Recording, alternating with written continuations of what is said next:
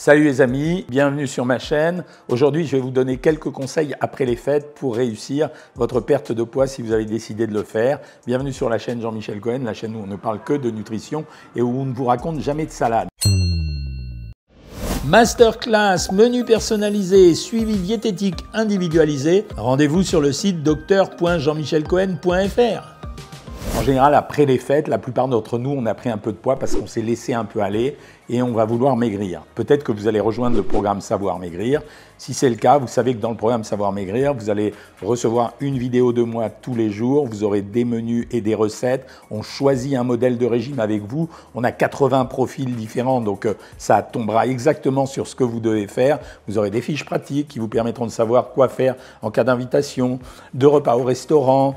Si vous avez un anniversaire, vous aurez également des diététiciennes à votre service qui pourront répondre à vos questions. Toutes les situations sont à peu près prévues et moi, vous m'aurez 2 fois par semaine en live sur Instagram, YouTube, Facebook et TikTok éventuellement. Et même, vous aurez une consultation privée chaque semaine à 13 h le lundi avec moi. Si c'est le cas, vous verrez que Savoir Maigrir, ça fonctionne bien. Auparavant, je voulais vous donner quelques conseils. Que vous vous inscriviez ou non sur Savoir Maigrir, il y a quand même des règles avant de commencer un régime. Il faut se préparer à faire un régime. La première des règles que vous devez faire, c'est que vous devez préparer votre maison.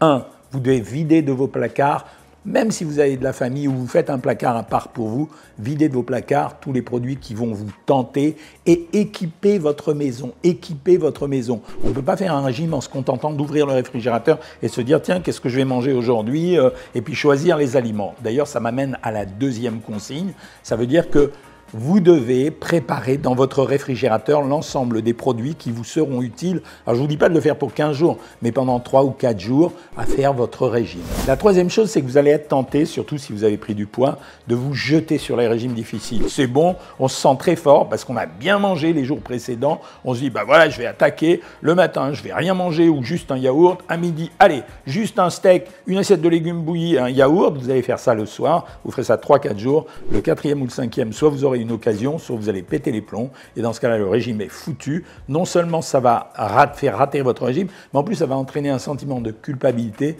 une forme d'abandon du régime qui se traduit souvent par des reprises de poids. Donc c'est un conseil super important. Dans les régimes, surtout au début, les 8-10 premiers jours peuvent être un petit peu compliqués parce qu'il faut s'adapter. Et vous allez avoir des tentations, donc vous aurez peut-être envie de grignoter. L'idéal, c'est de savoir qu'on a des produits qui sont tout près de grignotage. Alors, les produits qui marchent le mieux, ce sont les œufs durs. On en laisse dans le réfrigérateur. Si jamais on a une sensation de faim ou envie de grignoter, on va manger un œuf dur, ça coupera votre appétit. On peut utiliser des tranches de jambon ou de jambon de dinde, de jambon de volaille ou de jambon de porc, comme vous voulez. Pourquoi ? Parce que c'est des pures protéines, ça aide à saturer l'appétit.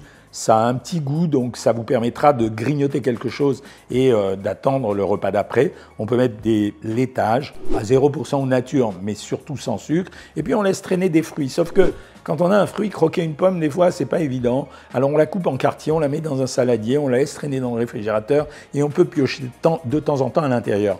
C'est pas grave si vous mangez ça en plus de votre régime. Nous, sur Savoir Maigrir, par exemple, on prévoit régulièrement des collations. Donc vous pouvez utiliser ça et ça vous permet de stopper l'envie de manger et vous verrez que progressivement dans le temps, vous allez diminuer ce grignotage. Alors évitez les trucs que j'aime pas trop. Je sais qu'on pourrait prendre du surimi, mais quelque part c'est un produit trop transformé, donc laissez tomber ça. Au lieu du surimi, mettez aussi dans un autre saladier un panier de crudités.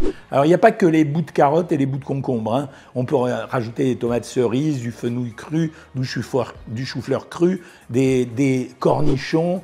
Mettez tout ce que vous avez envie de manger et grignotez-les, quitte à faire même un petit pot de fromage blanc à 0% que vous allez assaisonner avec de l'ail, du sel, du poivre, de la ciboulette, de l'aneth, du citron, tout ce que vous voulez, ça marche, du moment que vous grignotez des produits à petite densité calorique, c'est-à-dire qu'ils ont un fort volume pour pas beaucoup de calories. Je voudrais également que vous ayez une balance de pesée. Pourquoi ? Alors je sais que c'est saoulant de peser les aliments, mais quand vous allez acheter de l'essence pour en mettre dans votre voiture, hein, vous prenez pas ce que vous avez envie.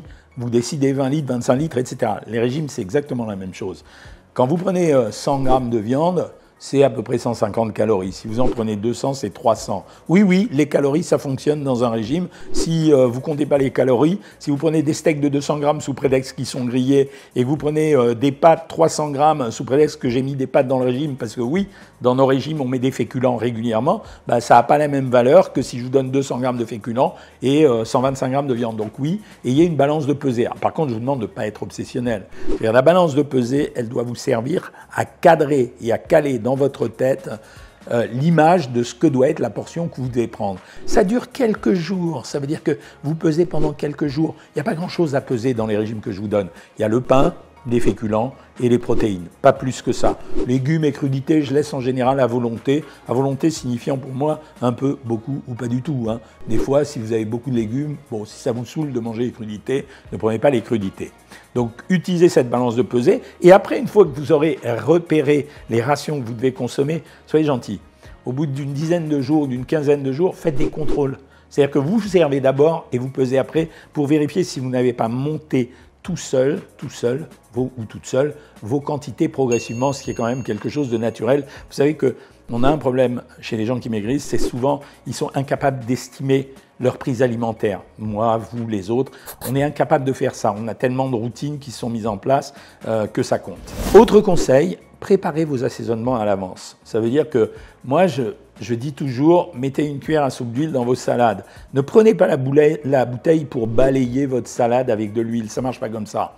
Vous êtes incapable de contrôler la quantité quand vous faites ça, alors qu'en cuillère à soupe, vous pouvez le contrôler. Une cuillère à soupe, c'est à peu près 10 grammes, c'est les quantités que je donne pour assaisonner les salades, ça correspond à une centaine de calories. Les gens qui balayent leur salade avec l'huile, en général, ils ne savent même pas ce qu'ils ont pris.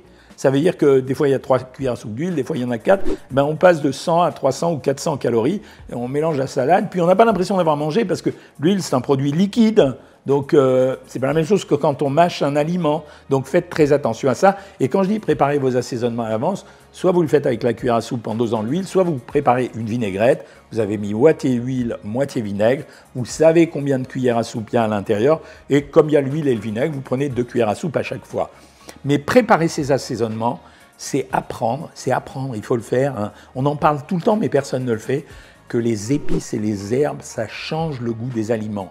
Vous voyez, par exemple, vous faites une vinaigrette, tout ça, c'est des sauces que vous avez dans le programme Savoir Maigrir. Quand vous faites une vinaigrette, vous mettez du vinaigre, vous écrasez un peu d'ail dedans, vous mettez du persil, de la ciboulette, ce que vous voulez, du cumin, du paprika, de la coriandre, ce que vous voulez. Mais vous pouvez donner du goût aux aliments. C'est ça l'assaisonnement. Assaisonner, c'est pas mettre de l'huile. Assaisonner, c'est donner du goût. Une feuille de salade verte, elle a du goût si elle est assaisonnée. Elle n'a pas trop de goût, ah, vous avez le droit, hein, mais elle n'a pas trop de goût si elle n'est pas assaisonnée. Donc préparez vos assaisonnements à l'avance. C'est la même chose pour le dernier conseil. Apprenez des modes de cuisson. Ça veut dire les modes de cuisson. Alors, on cuit à la poêle. Si vous cuisez à la poêle, prenez un coton pour l'agresser pour pas que ça attache, sauf si vous avez une super poêle anti-adhésive. On peut cuire au four. Les légumes rôtis au four, même sans matière grasse, surtout avec les patates douces. Oui, on a le droit aux patates douces. C'est un délice, même si vous les nappez, vous les peignez avec un petit peu d'huile.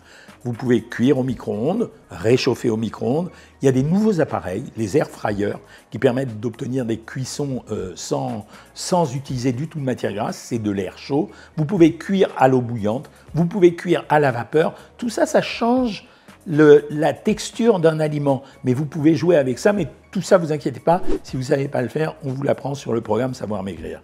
Une fois que vous avez repéré ces 6 conseils, je vous les répète, préparer sa maison, ne pas se jeter sur un régime trop difficile, prévoir dans le réfrigérateur des produits en guise de grignotage, avoir une balance de pesée, préparer vos assaisonnements et apprendre les modes de cuisson, vous êtes prêts pour démarrer le régime.